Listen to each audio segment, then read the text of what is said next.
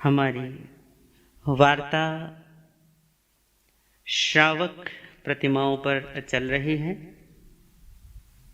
दंसण वय सामाय पोसह पडिमा यबंभ चित्ते आरंभ पेस उद्दिठ वज्जहे समण भूय। ये 11 श्रावक की प्रतिमाएं हैं। इसमें सामायिक पर हमारी चर्चा चल रही है और करीमी भंते के माध्यम से प्रतिज्ञा सूत्र में ही हमें क्या समझाया जाता है, क्या करने का हमें निर्देशन दिया जाता है, वो सब कुछ हम समझ रहे हैं एक एक करके। जिसमें हमने सावध योग के से सारा का सारा जो व्यापार होता है, सावध योग अर्थात राग द्वेष युक्त मन, संकल्प विकल्प से जो युक्त होता है उसका संग करता हुआ मन, विकथा में लगी हुई जबान और अस्थिरता चंचलता आदि में लगा हुआ हमारा शरीर, या आदतन जो भी राग देश है, आदतन जो भी निंदा चुगली आदि के हमारी जबानी बुराइयां हैं, या आदतन कोई भी शारीरिक चेष्टाएं हैं, उन सब को सावध्य योग में रखा जाता है। इन्हीं सावध्य योग से बचने की साधना ही सामायिक है। कैसे हम सावध्य योग से बचकर किस तरीके से समता भाव को प्राप्त कर सकते हैं, कैसे अपने जीवन को लयबद्ध और संगीतबद्ध कर सकते हैं, किस तरीके से अपने जीवन में सुगंधि और सौंदर्य प्रकट कर सकते हैं, इसी की बात आगे फिर कुछ अलग अलग सूत्रों से, कुछ अलग अलग शब्दों से, कुछ अलग अलग सूचनाओं से हमें समझाने की कोशिश इस सूत्रकार ने की है। जैसे संगीत तो वही होता है, संगीत के वाद्य वही होते हैं, इंस्ट्रूमेंट वही होंगे, परंतु यदि किसी को बजाना नहीं आता तो वो केवल शोर पैदा करेगा। परंतु जो संगीतकार होता है, जिसे उन जो इंस्ट्रूमेंट हैं, जो म्यूजिक इंस्ट्रूमेंट हैं, जो संगीत के वाद्य हैं, जिन्हें उनमें कला महारत हासिल है, जिनको वो कला आती है उनको बजाने की, वो जब संगीत को पैदा करेंगे तो उसी को संगीत कहते हैं, उसी को लयबद्धता कहते हैं, और उसे हम शोर नहीं संगीत कहते हैं। बात वही है, जिन्हें नहीं आता वो केवल शोर पैदा करते हैं, जिन्हें आता है वो संगीत पैदा कर देते हैं। परमात्मा कहते हैं कि जीवन वही है, मेरा भी और तुम्हारा भी। मैंने यदि संगीत पैदा किया है तो तुम क्यों संगीत पैदा नहीं कर सकते? मेरे जीवन में यदि ये वैश्विक लयबद्धता उत्पन्न हुई है तो तुम्हारे जीवन में क्यों नहीं हो सकती? यदि मैंने जीवन के उस सौंदर्य को, उस सत्य को, उस आनंद को उपलब्ध किया है, उस शिवत्व को मैंने उपलब्ध किया है, तो तुम क्यों नहीं? जैसे मैंने उपलब्ध किया वैसे तुम भी उसे उपलब्ध कर सकते हो। किसी एक की उपलब्धि सबकी उपलब्धि बन सकती है। बस थोड़ा सा पुरुषार्थ, थोड़ी सी साधना, थोड़ी सी आपका संवेग भाव, थोड़ा सा आपका वैराग्य भाव, और काम बन जाता है। इसलिए परमात्मा कहते हैं कि सावध्य योग से बचना अर्थात शोरगुल से बचना हो। तो जैसे यदि किसी को संगीत पसंद है तो भैया संगीत पसंद आने के लिए आपको सीखो, और सीखोगे तो फिर आप भी उसमें संगीत पैदा कर सकते हैं। नहीं तो सिर्फ और सिर्फ बांसुरी तो बजाओगे पर बेलय बेताल बजाओगे तो फिर शोर ही होगा। लोग कहेंगे बस कर भैया, बहुत हो गया। वीणा वादन आता है तो आप वीणा में संगीत पैदा कर सकते हैं। 7 सुरों में से जो सुर लगाना हो लगा सकते हो। 6 ग्रामों में से जिस ग्राम पर आपको बजाना हो आप बजा सकते हो। पर यदि आपको सुरों की, ग्रामों की यदि समझ नहीं है तो निश्चित तौर पर वीणा वादन आपके लिए केवल एक शोर शराबा हो जाएगा। वाद्य वही है, परंतु एक व्यक्ति को आता है तो वो संगीत पैदा करता है, दूसरे को आता नहीं है तो वो शोर पैदा करता है। जीवन यही है, आप इसमें संगीत भरना चाहते हो या शोर शराबा, हो हल्ला, बस मचा पड़ा है कोहराम। मन कहीं, वचन कहीं, शरीर कहीं, कर्म कहीं, बस पूछो ही मत। इस अराजकता को, इस अव्यवस्था को समाप्त करने का नाम है सामायिक। इस शोर शराबे को संगीत में बदलने का नाम है सामायिक। जीवन के कूड़े और करकट को हीरों और मोतियों में बदलने का नाम है सामायिक। जीवन में व्यर्थता को हटाकर सार्थकता को पैदा करने का नाम है सामायिक। जीवन में परभाव से हटकर स्वभाव में आने की साधना का नाम है सामायिक। संसार से हटकर परमात्मा में गमन करने की साधना का नाम है सामायिक। असत्य को, अंधकार को छोड़कर सत्य और प्रकाश की तरफ गति करने का नाम है सामायिक। तो सामायिक के सूत्रों में हमने कुछ शब्दों के माध्यम से समझा था। सबसे पहले पचक्खामी, आश्रव द्वारों को रोकना। आश्रव द्वार क्या है? मिथ्यात्व। मिथ्यात्व को सम्यक्त से रोकना। अविरति को विरति से रोकना। प्रमाद को अप्रमाद से रोकना। कषायों को अकषायों से रोकना। और अशुभ योगों को शुभ योगों से रोकना। इसी को ये हम प्रत्याख्यान कहते हैं। अविद्या की जगह विद्या की आराधना करना। अविद्या अर्थात जिन जिन कारणों से तुम बंध रहे हो उन कारणों को छोड़ने का नाम है विद्या। देखो ज्ञान से, बोध से कि किन कारणों से बंधन महसूस करते हो, किन कारणों से दुख आता है। उन दुखों के कारणों से मुक्त होने की प्रक्रिया का नाम है सम्यक्त्व। सम्यक्त्व का होना या सम्यक्त्व की तरफ चलना या समकित की प्राप्ति के लिए पुरुषार्थरत होना। व्यर्थ को छोड़ने का नाम है विरति। सार्थक को पकड़ने का नाम है विरति। कितना तुम अपने जीवन में व्यर्थ का त्याग कर पाते हो? अकारण जो तुम अपने जीवन में दुख पैदा करने के लिए पुरुषार्थ रत हो, उस पुरुषार्थ का कितना त्याग कर पाते हो? कितना रोक पाते हो खुद को? इसी का नाम है व्रत। कितना होश रख पाते हो, कितनी जागृति रख पाते हो? तुम तो 5 मिनट पहले गुस्सा करते हो, 5 मिनट बाद फिर से गुस्सा करने लग जाते, इतने बेहोश हो। आज जो गलती दोहराई थी कल वही गलती दोहराते हो। आज जिस गड्ढे में गिरे थे कल फिर उस गड्ढे में गिरते हो, इसने बेहोश हो। ये बेहोशी ही छोड़ना, इस बेहोशी का त्याग करना कि एक बार गिर गए ना, पता चल गया गड्ढा है, पर फिर भी अंधे बनकर और जानबूझकर उसी गड्ढे में गिरना, तो ये तो तुम्हारी परम बेहोशी का लक्षण है। एक गलती एक बार हो जाए, 2 बार हो जाए, 3 बार हो जाए, समझ में आता है, पर बार बार यदि वही गलती दोहराई जा रही तो इसका मतलब है भैया तुम्हारी नींद इतनी गहरी है, तुम्हारी बेहोशी इतनी गहरी है कि बस पूछो मत। तो सम्यक से असम्यक को जीतने का, असम्यक को सम्यक में बदलने के पुरुषार्थ का नाम है पचखान। और इसे बार बार दोहराना, अपने शुद्धात्म भाव का ध्यान रखना, अपने आप को पुनः पुनः सजेशन देना, अपने आप को पुनः पुनः याद दिलाना, स्मृति दिलाना कि भैया तो साधारण जीव नहीं है, न तो स्त्री, न पुरुष, न माता, न पिता, न भाई, न बंधु, न पति, न पत्नी, न ये न वो, तो कुछ भी नहीं है। न तो गोरा है, न तो काला है, न तो ठिगना है, न तो लंबा है, न मोटा है, न पतला है, कुछ भी नहीं। तो एकमात्र शुद्ध आत्मा है। पुनः पुनः अपने आप को इस बात को याद दिलाते रहना, सुबह दोपहर शाम, जब भी याद आए तब याद दिलाना। इसी का नाम है प्रत्याख्यान, प्रति आख्यान। बार बार कहना, क्या कहना? मैं शुद्ध आत्मा हूं। और केवल कहना नहीं तोते की तरह, बल्कि उसको यकीन करना, श्रद्धा करना, उस पर प्रतीति करना कि हाँ परमात्मा ने कहा है तो ऐसा है। और है, आप याद दिलाते रहोगे तो एक वक्त आएगा जब घटना घट जाएगी। पता है आपको पानी की बूंद कितनी कोमल होती है? एक बूंद पानी यदि किसी की तरफ उछालोगे तो उसको कुछ नहीं होने वाला। कई बार तो उसको पता भी नहीं चलेगा कि किसी ने मुझ पर पानी की छींटे मारे हैं। कपड़ों में कहीं सूख जाता है पानी गिरकर। तो एक बूंद पानी से किसी का क्या बनता, क्या बिगड़ता है? पर वही एक बूंद लगातार गिरती रहे निश्चित टाइम पर, और गिरते बूंद कहते हैं कि पत्थर में भी छेद हो जाता है। एक एक बूंद की सामर्थ्य आपको पता है ना? लगातार उन बूंदों का गिरना और पत्थर में छेद का हो जाना। प्रारंभिक तौर पर यह बात बिल्कुल ऐसे लगती है कि ये क्या ड्रामा है, मैं शुद्ध आत्मा हूं, क्या होगा इससे?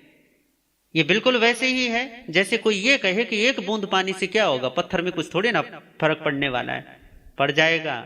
लगातार यदि वो बूंद गिरती रही, एक एक बूंद ही सही, तो पत्थर में भी छेद हो जाएगा भैया।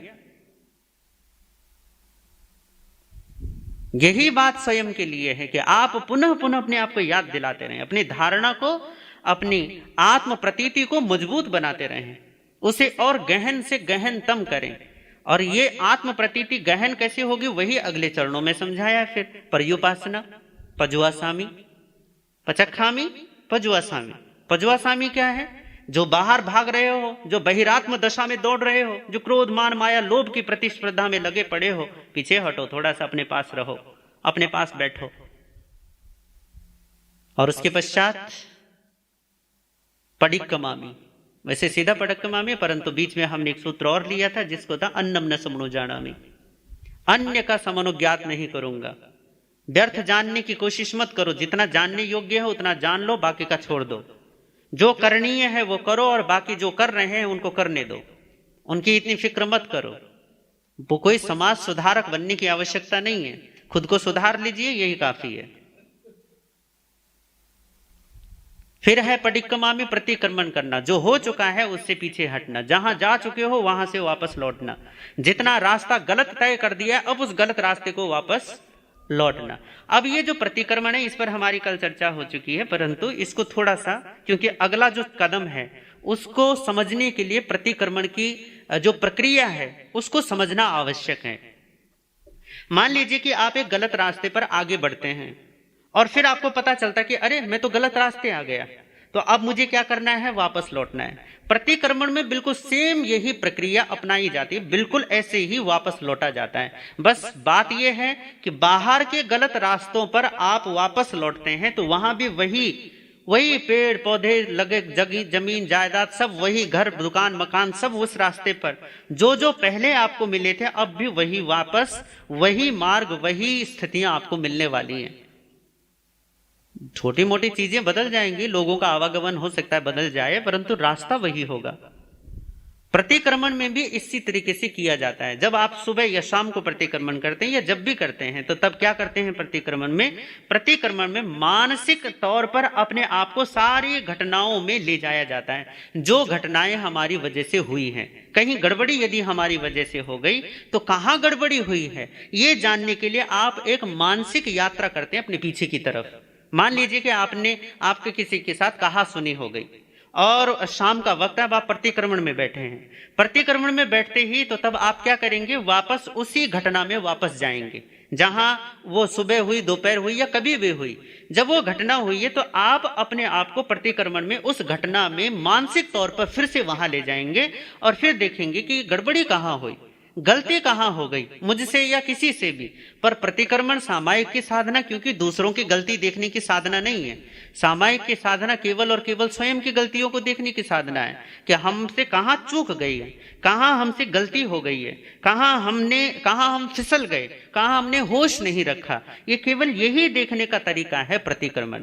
पर जब होता यह है कि जब आप उसी को मानसिक तौर पर वापस जीते हैं तो क्या होता है कि मन तो हमारा इस 3 चीजों का आदत ही होता है। प्रतिक्रमण में बस ये है कि आप जानबूझकर ले जाते हैं, और वैसे सहज में तो मन बैठा ही रहता है ना। सुबह यदि कहा सुनी हो गई किसी से तो पूरे दिन वही बात मन में चलती रहती है, इसने ऐसे बोला, इसने ऐसे बोला, ये हुआ वो हुआ, मन में ही चलता रहता है। फिर वो पूरी कहानी की कहानी आप उसी को दोहराते रहते हैं। बस कैसेट आपकी एक जगह फंस जाती है कि बस वो वहां तक जाती है, फिर वापस आती है, फिर वहां तक जाती है, फिर वापस आती है। ये कैसेट अटकना, ये तो आपके मन की आदत है कि वो अटका देता है आपको। पर प्रतिक्रमण में क्या होता है, प्रतिक्रमण में होश पूर्वक आपको अपने पीछे ले जाना होता है उसी घटना में कि ये झगड़ा हुआ या कोई अहंकार हुआ, लोभ जगाया गया, मोह जगाया गया, आसक्ति अविद्या अज्ञान पैदा किया गया, क्रोध मान माया लोभ जगाया गया, राग द्वेष हुआ है, कोई भी चीज हुई है मुझसे, हुआ तो है। अब यदि हुआ है तो कैसे हुआ, क्यों हुआ, कारण क्या था, पीछे लौटोगे और देखोगे। अब गड़बड़ की बात यहां पर ये गजब की बात हो जाएगी। जब आप घटनाओं का पुनर्निरीक्षण करते हैं, जब आप उनको पुनः देखते हैं, दोबारा वापस लौट कर देखते हैं। अब क्योंकि मन को तो आदत होती है ना वापस लौट कर देखने की और फिर से चबाने की, उससे जैसे पशु क्या करते हैं, जैसे गाय बकरी भैंस वगैरह, ये फटाफट फटाफट घास चरते हैं और बाद में जब आराम से बैठते हैं तो तब वो क्या बोलते हैं, उनको गोले बना के पता नहीं कहाँ रखे हुए होते हैं उन्होंने, फिर वापस ला लाकर उन गोलों को चबाते हैं। इसको कहते हैं चबाए हुए को और चबाना। आप भी ऐसे ही करते हो, कोई बात हो जाती है आप पुनः पुनः उसको चबाते रहते हो, बस बैठे बैठे इसने ऐसे बोला, इसने ऐसे किया, आज तो ऐसे हो गया, आज ये हो गया, वही चलता रहता है पूरे दिन, पूरे समय में दिमाग में वही बातें चलती रहती हैं। अब क्योंकि मन को तो आदत है ना उन्हीं चीजों में चलते रहना और फिर से राग द्वेष जगाना, उसको तो ये इतनी बेहोशी है कि उसको तो ये भी पता नहीं चलता कि मैं राग द्वेष जगा रहा हूं। क्रोध कर रहा होता है परंतु अपने क्रोध का भान नहीं होता उसे, क्योंकि जब क्रोध का भान होता है तब क्रोध नहीं होता। ये बड़ी गजब की बात है, होश में क्रोध नहीं हो पाता।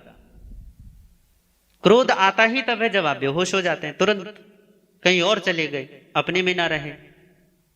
अब वो जब आप वापस लौटेंगे ना प्रतिक्रमण में, तो प्रतिक्रमण में भी आपको गुस्से आने की संभावना है कि आप उस घटना को तो गए थे प्रतिक्रमण के लिए कि वहां क्षमा याचना देंगे, भैया मिच्छामि दुक्कडम, जो हुआ मुझसे गुस्सा, जो हुआ मुझसे राग द्वेष, जो हुआ मुझसे वासना कामना का खेल, चलो उसके लिए हम क्या करेंगे, मिच्छामि दुक्कडम देंगे। पर वहां मिच्छामि दुक्कडम देने के बजाय और सत्यानाश हो गया, फिर से राग द्वेष जगा दिया वहां पहुंचकर, और ये मानसिक जगाया है। पहले तो चलो ठीक है वहां बात हुई थी, थोड़ा बहुत जो कर्म बंधना था बंध गया, पर मानसिक संक्लेश पाकर और मानसिक राग द्वेष जगाकर आप उसको और मजबूत बना देते हैं। तो प्रतिक्रमण में तो केवल जाना होता है, मिच्छामि दुक्कडम देना होता है, पर मन की बीमारी होती है ना, मन की ये बीमारी होती है कि वो फट से राग द्वेष जगाएगा, आपको खबर भी नहीं करेगा और जगा देगा। तब उससे बचने के लिए क्या उपाय है? ये बिल्कुल ऐसे ही है कि जैसे कोई आग में गुजरा हो और फिर से जाकर आग में घुस जाए। घटना घट चुकी है परंतु प्रतिक्रमण में आप फिर से वापस लौट रहे हैं। वापस लौटते हुए उन्हीं घटनाओं से आपको गुजरना होगा जिन घटनाओं से आप दिन में या रात में गुजर चुके हैं। और प्रतिक्रमण का मतलब ही यही है कि आप उन घटनाओं का पुनर्निरीक्षण करते हुए वापस लौट रहे हैं। जब वापस लौट रहे हैं तो वही बातें होंगी राग की और द्वेष की।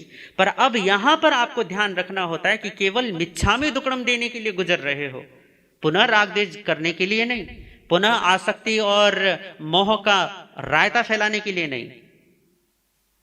तो आप कहोगे कि इससे बचाव क्या है? तो परमात्मा ने अगला चरण दिया, निंदा में परिक्रमामि निंदा में, मैं निंदा करता हूं। अब ये बड़ी गजब की बात है क्योंकि समय बदल जाता है, भाषा बदल जाती है।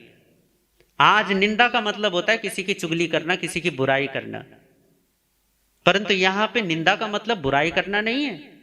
मैं बहुत सारे करेमी भंते के जो अर्थ हैं वहां पर यही अर्थ पढ़ता हूं कि निंदा करना, आत्म निंदा करना, दूसरों की निंदा नहीं, आत्म निंदा करना। क्यों भैया? आत्म निंदा भी क्यों करना? पचखामी में क्या किया था? सब सुधार दिया ना। प्रत्याख्यान में आप अपने आप के लिए शुद्धात्म बोध स्वीकार करते हो कि मैं केवल शुद्धात्मा हूं। तो अब यहां पर निंदा क्या है कि फिर से कहना कि मैं पापी हूं, मैं अधर्मी हूं, मैं ये हूं, मैं वो हूं, जैसे कि बहुत सारे कहते हैं। पर आत्म निंदा और पर निंदा का भाव ही नहीं है यहां पर। निंदा तो हमने पता नहीं कैसे ये शब्द निंदा बुराई के उसमें चला गया। निंद धातु से जो इसका अर्थ होता है उसका अर्थ होता है जांचना, परखना किसी चीज को। तो यहां पर निंदामी का मतलब निंदा करना नहीं है, यहां पर निंदामी का मतलब है मैं जांचता हूं, मैं परखता हूं। क्या जांचना और क्या परखना? तो जैसे एक चौकीदारी की जाती है ना, चौकीदार का काम क्या होता है? उसका काम होता है जो लोग आ रहे हैं जा रहे हैं उन पर नजर रखना, है ना। उनमें चौकीदार का मतलब ही होता है ना कि होश भैया नींद मत ले लेना, कहीं किसी अवांछित तत्व को अंदर मत घुसने देना, ये उसका काम होता है। किसी अराजकता को भीतर मत घुसने देना। तो जैसे चौकीदार चौकीदारी करता है, सब पर नजर रखता है, निंदामी में भी बिल्कुल हमें यही काम करना होता है, बिल्कुल यही के यही। जब हम प्रतिक्रमण कर रहे हैं तो प्रतिक्रमण करके वापस वही की वही चीजें दोहराई जाएंगी। बस यहां फर्क इतना होगा कि यहां सारा खेल मन में चल रहा होगा। आप सारा का सारा जो व्यापार है वो मन में आपके चल रहा है कि देखो सुबह ऐसा, मतलब कि अभी ऐसा हुआ, पीछे लौट रहे हैं आप, तो एक एक कदम पीछे लौटेंगे तो वही घटनाएं, वो किसी से कहा सुनी हुई वो भी लौटेगा, किसी के प्रति राग देश जगाया वो भी लौटेगा, सब लौटने वाला है। पुनः राग देश ना हो जाए तब परमात्मा कहते हैं निंदामी।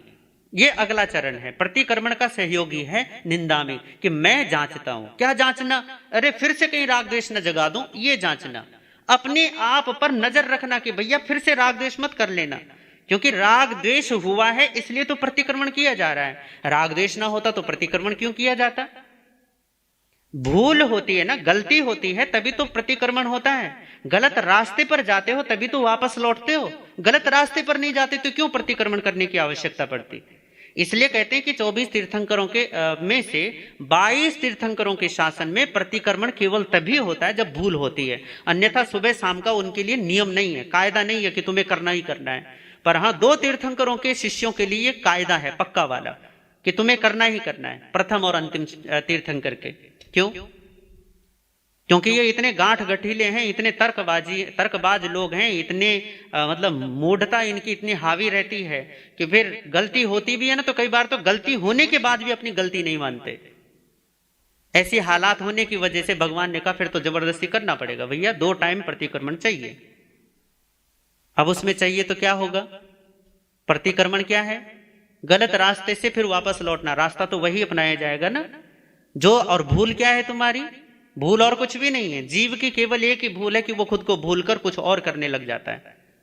ये सबसे बड़ी भूल है, अपने को भूल जाता है, सबको याद रखता है, ये सबसे बड़ी इसकी गलती है। और इसी गलती से सारी गलतियां और पैदा होती हैं। तो जो सारी गलतियां पैदा हुई हैं उन्हीं गलतियों से वापस गुजरना पड़ेगा प्रतिक्रमण में पुनः। पर वहां पुनः राग देश ना हो जाए मन में, इसलिए निंदामी, भगवान ने कहा निंदामी, मैं जांचता हूं, मैं देखता हूं, बस निरपेक्ष होकर देखता हूं कि मैंने कहां क्या किया, कहां कहां क्रोध जगाया, कहां कहां लोभ जगाया, कहां कहां मैं किसी की प्रशंसा मैंने सुनी, किसी की बात सुनी, निंदा सुनी, कहां मुझे पीड़ा हुई, कहां मुझे खुशी हुई। मतलब जो भी भाव, आवेग और संवेग पूरे दिन में उठते हैं, और ये तो ऐसे उठते हैं कि आपको तो पता भी नहीं होता। इतने विचार आते हैं कि आपको तो अपने विचारों की खबर तक नहीं है। वो तो आपको तब पता चलता है जब थोड़ी देर 5 मिनट खाली बैठते हो, और बैठते हो ना तब कहते हो महाराज इतने विचार ध्यान में, हम तो इतने विचार नहीं आते हमें। अरे विचार तुम्हें 24 घंटे आते हैं, बस फर्क इतना है कि ध्यान के समय में केवल तुम खाली हो जाते हो और केवल विचारों पर तुम्हारा फोकस रहता है, और बाकी अन्य समय में तुम्हारा ध्यान विचारों को छोड़ के सब चीजों पर रहता है। पर विचार तो तब भी चल रहे होते हैं। तो कितनी बार हम पूरे दिन में, कितनी बार नहीं कहूंगा बल्कि पूरा दिन हमारा का राग में द्वेष में, राग में द्वेष में। आपने घड़ी का पेंडुलम देखा है ना, बस वो यूं झूलता रहता है, वो बीच में नहीं रहता, बस झूलता रहता है ऐसे ऐसे, दाएं बाएं दाएं बाएं। ऐसे ही आदमी का मन भी है, बस कभी राग में कभी द्वेष में, कभी अनुकूल प्रतिकूल, रति अरति, अच्छा बुरा, पाप पुण्य, राग द्वेष, बस इसी में झूलता रहता है इधर इधर। और ये इतना झूलता है कि इसकी इतनी आदत है कि पता भी नहीं चलता इसे कि मैं राग द्वेष में हूं। और यदि इसे याद दिला दो कि तुम राग और द्वेष में, तो कहते नहीं इतना तो चलता है ना, ये कोई बुराई बात थोड़ी ना है, बुरी बात थोड़ी ना राग द्वेष जगाना। हाँ, जब दुख आएगा तब कहेंगे हमने क्या किया था, जब पीड़ा पैदा होगी तब रोएंगे बैठकर कि हमने क्या बिगाड़ा था किसी का। राग द्वेष करके तुमने खुद ही अपना बिगाड़ किया है, तुम्हें वो याद नहीं रहता। क्यों? क्योंकि तुम्हें होश ही नहीं है। होशवान को याद रहता है कि मैंने क्या किया था। बेहोश आदमी के साथ क्या हो जाए उसे क्या पता। कई बार आदमी दारू पी लेते हैं ना, जब ज्यादा नशा हो जाता चोट फोट खा लेता है, दूसरे दिन सुबह पता चलता है कि यहां चोट लगी वहां चोट लगी, फिर पूछता फिरता यार मैं कहां गिर गया था, क्या हुआ था मेरे साथ। ऐसी ही प्रमादी और अविद्याग्रस्त जीव होता है, इतनी ठोकरें खाता है राग और द्वेष की, क्रोध और मान की, माया और लोभ की, आसक्ति और मोह की, ममता की और पता नहीं किन किन भावों की, ईर्ष्या की, घृणा की, ठोकरें पर ठोकरें खाता है। पर इन ठोकरों को खाने के बाद भी इसको पता नहीं चलता। क्यों नहीं पता चलता? क्योंकि बेहोश है, प्रमाद में। खबर ही नहीं होती कि कब मैंने क्रोध किया, कब मैंने ईर्ष्या जगाई, कब मेरे मन में द्वेष पैदा हुआ, कब मेरे मन में घृणा पैदा हुई, कब द्वेष पैदा, राग पैदा हुआ, पता ही नहीं चलता। पता नहीं चलता तो भगवान क्या कहते हैं कि प्रतिक्रमण में तो तुम्हें पता लगने वाला है कि हाँ यहां जगाया था, ये बात हुई थी। तो फिर से ना फिसल जाओ उस रास्ते पर, जैसे कीचड़ में फिसल जाओ और वापस लौटते समय कहो कि अरे यही तो फिसला था मैं, और तुम कहते ही फिर से फिसल जाओ, तो ये तो यही हुआ ना कि भैया यहां पर मैं फिसल गया था पहले और फिर से फिसल जाओ बोलते ही। प्रतिक्रमण में ऐसा नहीं करना। प्रतिक्रमण में जीना उन्हीं घटनाओं को होता है। किसी से झगड़ा हो गया, प्रतिक्रमण में फिर से उस घटना को दोहराना होता है मानसिक तौर पर, मिच्छामि दुक्कडम देने के लिए कि मैं इस कृत्य जो मुझसे हुआ है, जो गलती हुई है, जो भूल हुई है, उसको मेरे लिए वो मिच्छामि दुक्कडम हो जाए, अर्थात दुष्कृत्य जो दुष्कर्म हुआ है, जो गलत हुआ है मुझसे, वो मिथ्या हो जाए, वो न हुआ हो जाए, कि जैसे न किया हुआ न हुआ हो ऐसा हो जाए। इसका मतलब होता है मिच्छामि दुक्कडम। पर यदि राग द्वेष जगा दिया तो फिर से मिच्छामि दुक्कडम तो करते रहो तोतों की तरह, कर्म तो फिर से बंद किया, वो तो और मजबूत हो गया। तो परमात्मा कहते हैं निंदा में सतत नजर रखो अपने मन पर कि वो कहां कहां राग द्वेष जगाता है। प्रतिक्रमण कर रहे हो ना, तो प्रतिक्रमण में और ध्यान रखना पड़ेगा, क्योंकि उन्हीं घटनाओं का दोहराव होने वाला है। जो जो आपने पूरे दिन किया है, जो जो पूरी रात किया है, प्रतिक्रमण में वही सब कुछ लौटने वाला है। जब वो सब कुछ लौटेगा तो अब क्या करोगे? फिर से राग द्वेष करोगे या फिर से उन्हीं भावों को जियोगे? फिर से जियोगे तो और मरोगे और पिटोगे। फिर तो पिटने से, मरने से बचना है तो उसके लिए क्या करना है? निंदामी, मैं नजर रखूंगा कि ये फिर से जो दोहराया जा रहा है इसमें राग द्वेष न करूं। और यदि निंदामी ईमानदारी पूर्वक हो जाए तो भगवान कहते हैं कि कोई कारण नहीं है कि फिर तुम्हारी भूल का कोई संस्कार, कोई पाप का, किसी भी प्रकार की गलती का, भूल का कोई संस्कार ऐसा बचा रह जाए। वो धुल जाता है, वो साफ हो जाता है। साफ क्यों होता है?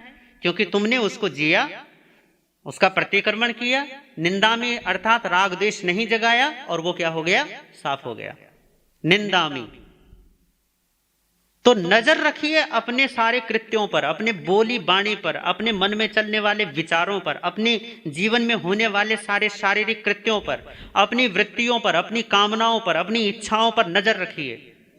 निंदा में यही काम है। जांचिए उन्हें, परखिए उनको। अरे भैया, एक दुकान पर एक छोटा सा रुमाल लेने के लिए भी जाते हो तो 10-15 रुमाल खंगाल कर देखते हो कि ये लूं या वो लूं, ये कलर लूं या वो कलर लूं, ये वाला ब्रांड लूं या वो वाला ब्रांड लूं, खादी का लूं या फिर सूत का लूं या ऊन का लूं।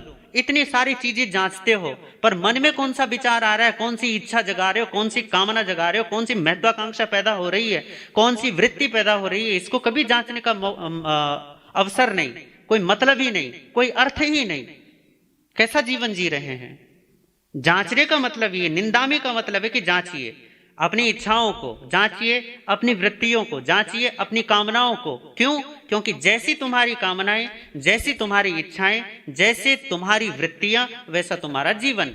बिल्कुल तुम वैसे ही होगे जैसी तुम्हारी इच्छाएं होंगी। तो जांचने का काम तो होगा।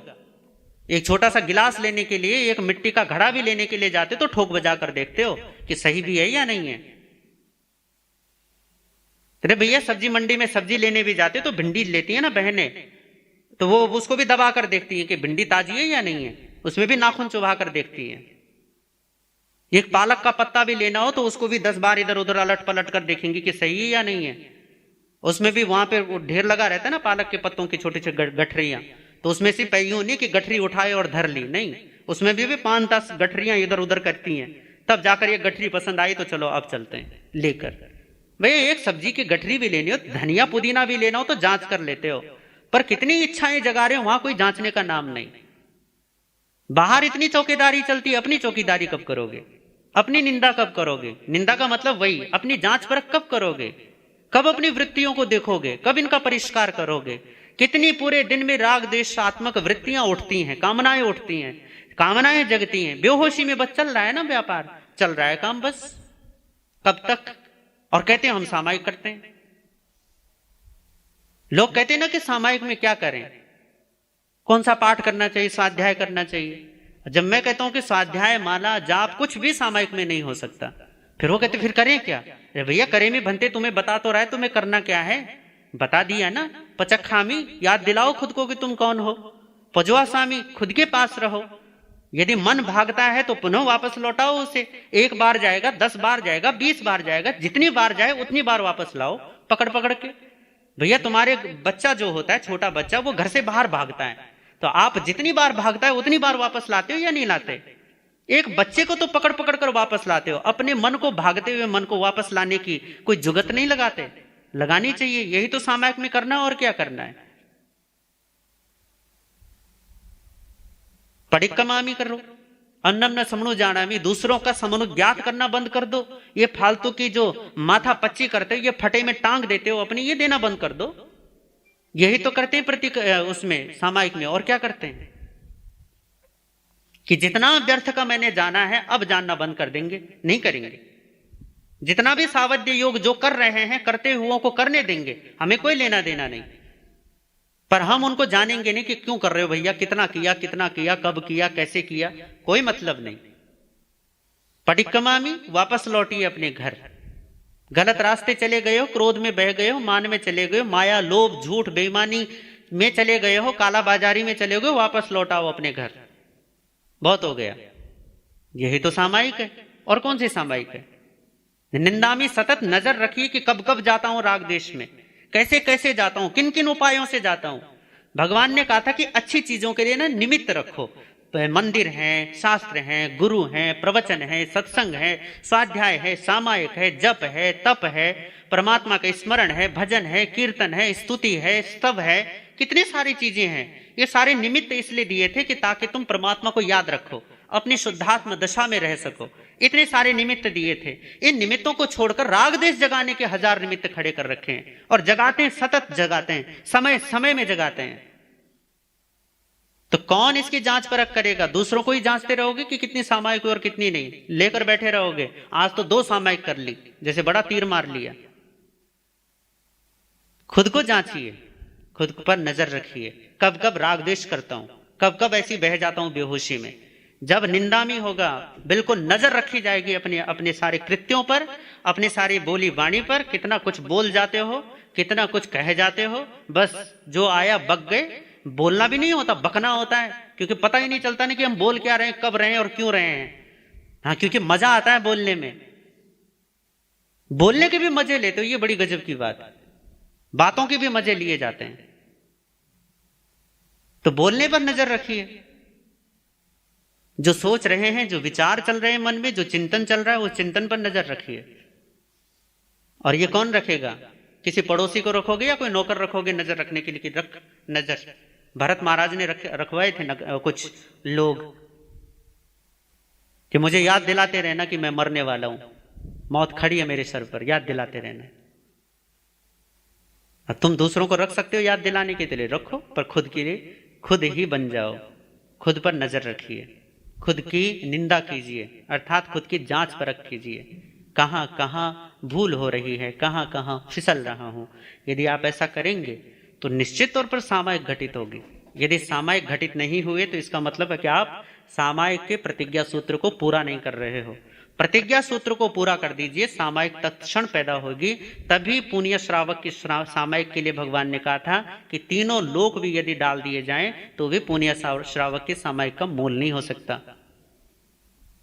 तो आपको भी यदि ऐसे सामायिक को प्राप्त करना है तो सामायिक का जो पाठ है, करेमी भंते का पाठ है, प्रतिज्ञा सूत्र है, उसको समझिए। अभी 2 सूत्र और रह जाते हैं इसमें, गरहामी और अप्पाणम वोसरामी। उनको हम कल समझने की कोशिश करेंगे, पर आज इतना ही जरूर समझिए निंदामी के माध्यम से कि अपनी हर वृत्ति को, अपने हर वचन को, अपने हर कर्म को जांच कर परख कर ही व्यवहार में लाइए। बिना जांचे परखे नहीं, बिना देखे भाले नहीं, बिना कोई भी ऐसी चीज जो अवांछित है आपकी आज्ञा के बगैर आपके मन में, आपकी जबान पर और आपके कर्म में नहीं आना चाहिए। यही निंदामी है। यदि आप इसे पूरा करेंगे तो जीवन निश्चित तौर पर दिव्य और भव्य बनेगा। इन्हीं भावनाओं के साथ ओम शांति।